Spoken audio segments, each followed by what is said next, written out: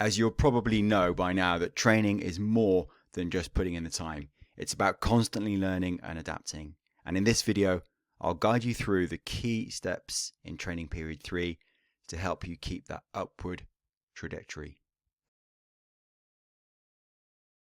Why does the workbook matter? That's a really good point for us to start. And I think it's worth remembering that high performance is a process. And on this course, you guys are learning to become high performance athletes.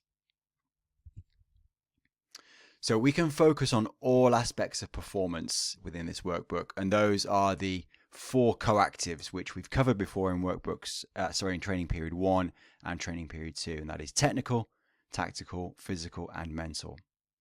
And through a process of reflection, then we can understand where we are and what we need to do to improve. So for example, imagine you're struggling with your starts in races. The workbook helps you to first of all identify the issue, secondly reflect on why it's happening, and thirdly to set a goal to improve your explosiveness off the line. And then of course the 4th process here is evaluating the outcome. Now this is what we mean by a high performance process. If we are engaged in this process, then we will become high performance. If we're not engaged in this process, then we will not. Okay, high performance is a process, it's a continuous process, it never ends. Let's start off with rating your skills. So in your workbook, you will have to rate your technical, tactical, physical, and mental skills on a scale of 1 to 5. You'll then need to briefly reflect on what went well and what needs improvement. And we are reflecting on the most recent phase of your training or competition. Okay, so that might be the end of the prep phase, it might be the end of the competition phase, it might be the end of the recovery phase. It's the phase where you are right now in your training, and that will vary from rider to rider depending on what your discipline is. So for example, if we take technical skills, let's take cornering. Okay, so it could be that we've been losing time in technical corners during races, and in the workbook we might rate this as a 3, maybe a little bit lower for cornering, and note that we're struggling to maintain speed. By identifying this, you can then make a plan to work on cornering drills in your next training block. Just to pick up on one more example here, from the mental or coactive or the psychological coactive, let's look at an example of mental resilience. So most people to some extent experience race day nerves. Okay, and if you notice you get overly anxious before races, then you could rate your mental performance lower and then focus on mental training techniques like visualization to help calm nerves before the next race. Okay, now remember that the sessions on, for example, visualization, controlling anxiety, those are the sessions, or those sessions are delivered through our live delivery every week on our DiSE course. Okay, so this video, although it's going out on YouTube, this video is specifically for DiSE riders on the SGS ROADSTARZ DiSE program.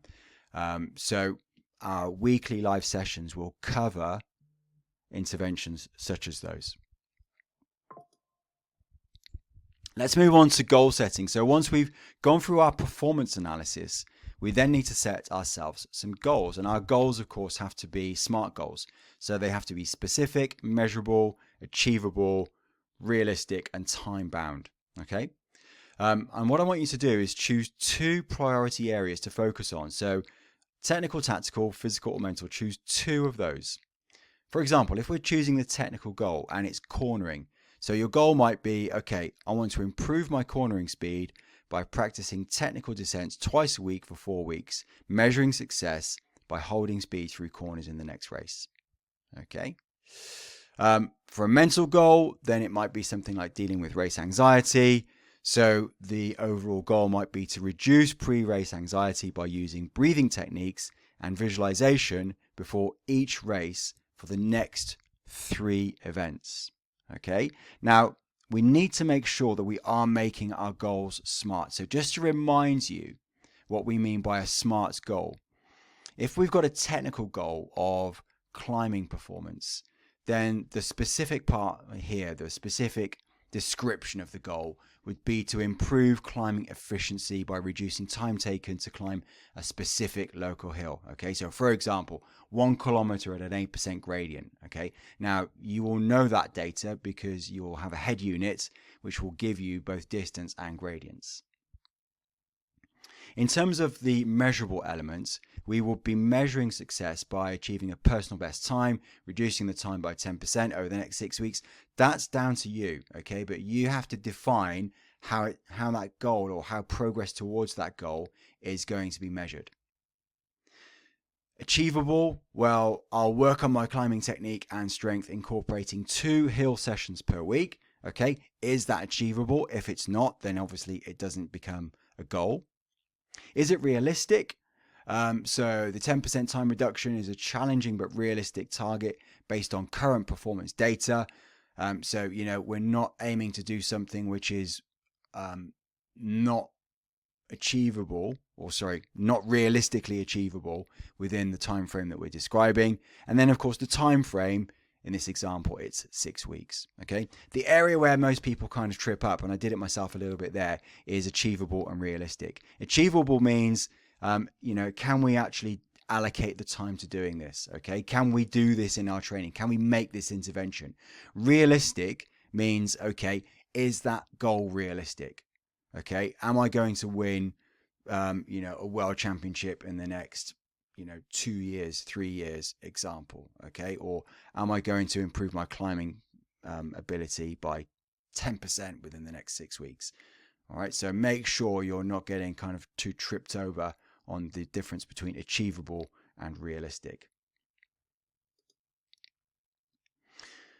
Now, within the workbook, we also need to reflect on our progress, and I've highlighted the word reflecting because, of course, reflecting is a key part of the high performance process. So at the end of the training period, and of course that training period will vary according to your discipline, but at the end of the training period that we're referring to here, we then need to reflect on progress. So did we progress towards our goals? What did we improve?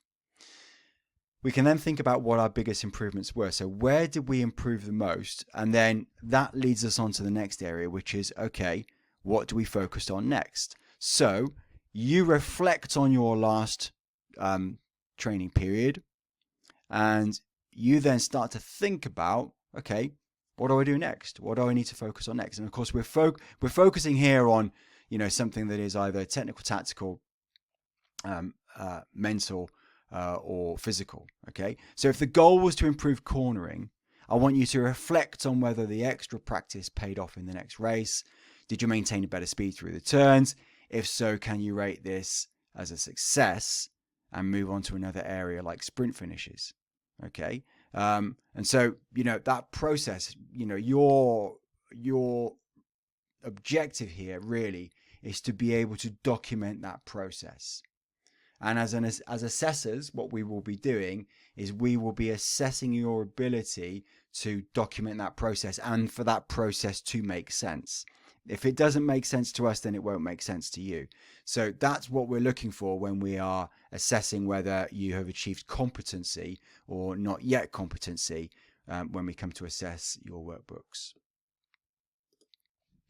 We also have a section in training period 3 workbook on knowledge questions. Okay, and let's start off with the first area, which is building professional relationships. Now, this might seem a little bit kind of ambiguous. Why do we need to be learning or even kind of considering the importance of building professional relationships? Well, as a cyclist at the elite level, cycling will quite possibly become your career. Okay, and in most careers, building professional relationships is a crucial career skill. Okay, so it's something that you first of all have to recognize as being important. You have to recognize the skill of building professional relationships, and then you have to be able to actually work at that and get better at that, because it will have a direct impact on your career as a rider, your career as an athlete. Okay, so this doesn't link to something which is kind of, performance oriented right now, but it certainly links to your ability to turn cycling into your career. And I think the best way of approaching this is to ask ourselves some practical questions. And I'll give you 2 examples. How do athletes build good relationships?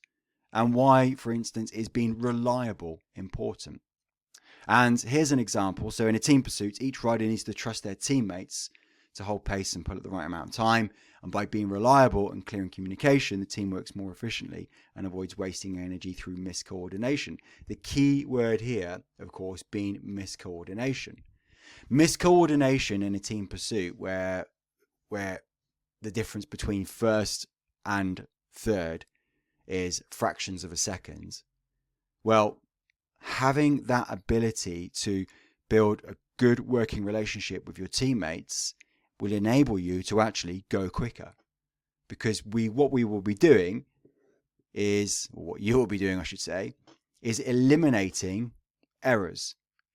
Eliminating errors in this case through miscoordination or miscommunication. Okay, so those professional relationships, will actually have an immediate impact on how you perform right now.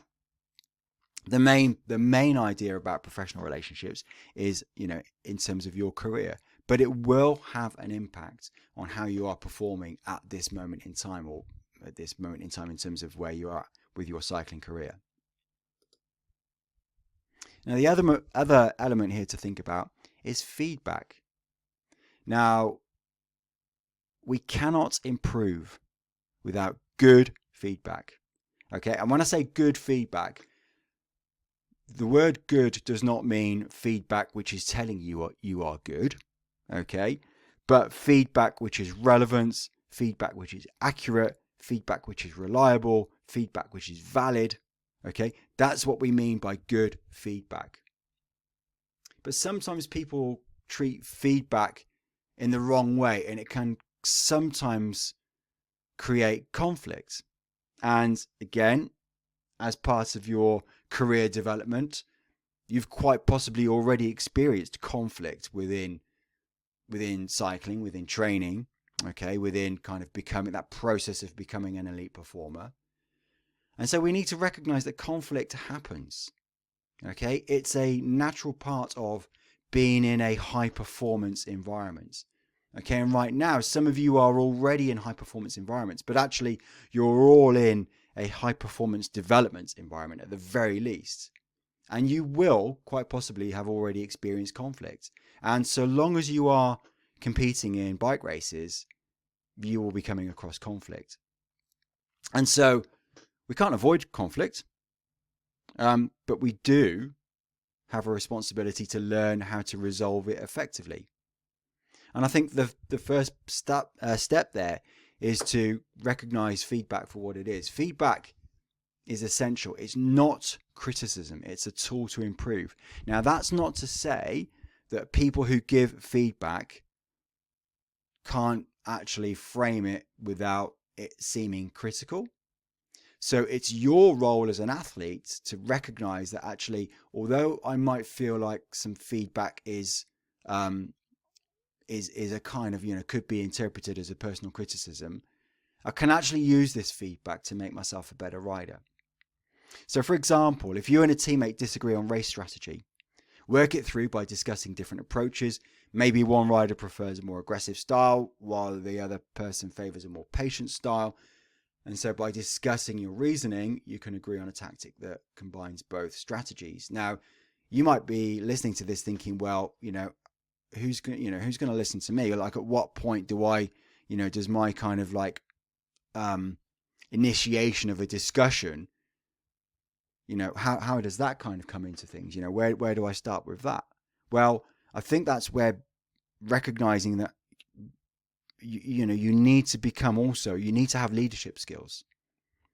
Okay, so it might be that in a situation where there is conflict, you take the upper hand, you lead, you become the leader in terms of resolving that conflict. Not just resolving it, but by actually creating a positive outcome from that conflict. Okay, that's what good leaders do. And if you look at the top performers in all disciplines within cycling, then the very highest performers are actually also extremely good leaders. Second example, when a coach gives you feedback on your position during a sprint, it's not a criticism, but it's helping you to improve your form and efficiency. So we use this feedback to make adjustments in training. Okay, now again, that feedback could be interpreted as criticism, and it may be actually that it's not being delivered very well. We need to recognize that coaches are humans as well, and although they might not mean something in a kind of critical way, it sometimes might be that they don't necessarily have the skills to give feedback without it seeming like it's conflict. Okay, so that's where we, again, as riders, we need to recognize that. We need to recognize the shortcomings of people who we will be working with as athletes. Okay, everyone has got the potential to make mistakes, and if we work on the basis that the coaches that work with you are coming from a good place, then we need to be responsive to taking criticism which may not be delivered that well, but actually how can we turn this into a positive? How can we how can we maybe kind of even take the kind of upper hand here and be the leader in terms of preventing something which is designed to help you improve, but preventing that from becoming something which is detrimental to to everybody's position in that situation. Now, there's also a section in the workbook about using video feedback to improve, and this is something that I think in this day and age, where every rider on this course has got a phone which is good enough at producing excellent video, and also video sharing has never been easier, then I think using video is an absolute must. Okay, so whilst it is optional, it's highly recommended. Okay, and the reason why it's highly recommended is because it's a great way for you to improve. Okay, so we could be recording and reflecting on training or races. Okay, now of course, you're not going to have somebody filming you as if you are, being broadcast live on GCN. Okay, but you could, for example, record the start from a race and realize that you're losing valuable time in the first few pedal strokes. And this video would then show you that you're not actually applying enough power early on. If you look at certainly the way other riders around you are accelerating, maybe your starts are a little bit more kind of pedestrian. Okay, maybe you're not quite aggressive enough, you're not quite explosive enough. So we can use this information to refine the starting technique and incorporate strength work into training. Now, just to go back to that previous slide, by the way, if you do have a GoPro, then of course this is something where the options for using video feedback are limitless. So whilst video feedback is optional, I think it's highly recommended, and we will certainly, as assessors, we will certainly be assessing your commitment to developing high performance in terms of whether there is a video for us to look at as well. Now, the question on the video, by the way, what we would want you to do is to post a link, a URL to a link within your, a URL is a link, but post the URL or link within your workbook. So it might be something that you put on Instagram, for instance, or YouTube, and just give us the URL so we can find that. Okay, so that's how we would want you to share the video file with us, by putting the URL to the video, whichever platform it's on, YouTube, Vimeo, Instagram, whatever, but making sure that actually we can actually activate that link and find that video. Okay. So that's the walkthrough for training period 3. Over to you now, guys. So open your workbook on Microsoft Teams and start by completing the performance analysis section. Remember, This is about your development. Okay.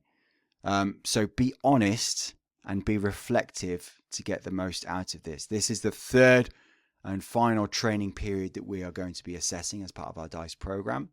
But I wanted to kind of finish this walkthrough by just reiterating and reminding you and emphasizing that high performance is a process. Okay, high performance is not a destination, it's a journey. That sounds cliched, but it's true.